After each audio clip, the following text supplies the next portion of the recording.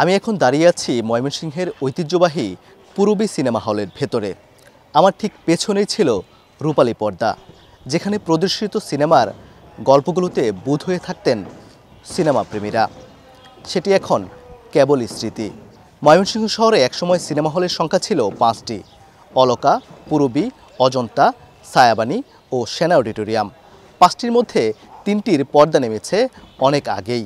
Team team করে জ্বলছিল এই Purabi cinema হলের আলো। এখন সেটিও নিভে গেল। দর্শক খরায় একের পর এক বন্ধ সিনেমা হলের তালিকায় যুক্ত হয়েছে এই পূরবী সিনেমা হলও।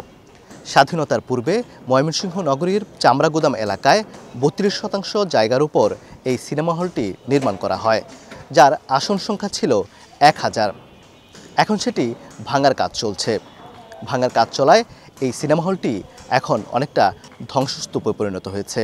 আমরা কথা বলতে চাই এখানে যারা কাজ করছেন তাদের সাথে। কবে নাগাদ শুরু করেছেন এটির ভাঙনের কাজ? এই মাসে শুরুতে আমরা এই বিল্ডিং ভাঙা ধরছি আর কি। আমার এই বিল্ডিং ভাঙতে সময় লাগবো 3 মাসের মতন আর কি।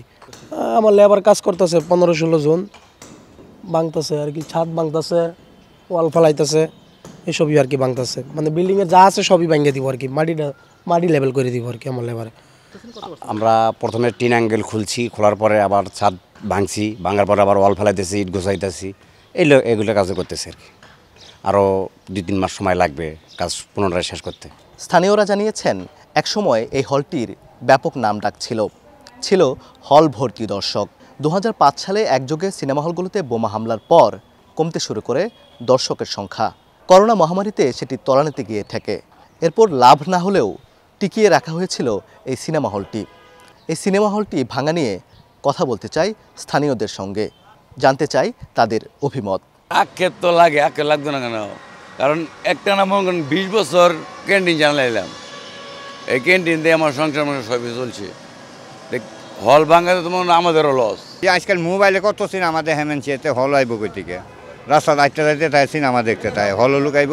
এই যে ডিশ লাইন লাগাইছে, ডিশ লাইনে মানে বেতনে বাজবে, ছবি দেয়, নাটক দেয়। আমাদের বাইকে বলছি যে ভাই, আমাদের এই পূর্বে সিনেমা হল একটা ঐতিহ্য ছিল, যাতে একটা হল এটা যেটা একটা সিনেপ্লেক্স যাতে থাকে।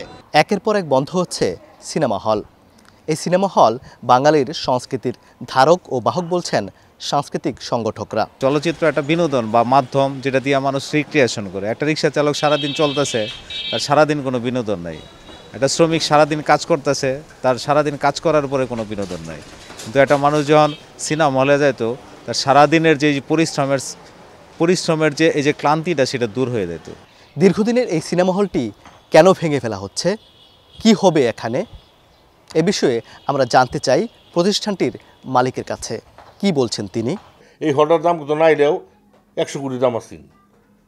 100 কোটি টাকার আমি শিল্প রেখে দিচ্ছি, কষ্ট করতেছি। তেও বাসার অবস্থা দেখেন, আমার বাসার অবস্থা দেখেন, আমার ফ্যামিলির অবস্থা দেখেন, যে কি কষ্টের মধ্যে আমরা আসিলাম।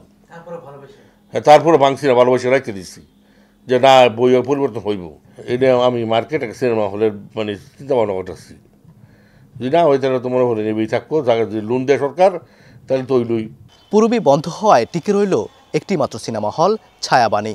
সাংস্কৃতিক কর্মীরা বলছেন হল বন্ধ হওয়া মানে সংস্কৃতির উপর বড় ধরনের একটি হুমকি আসা।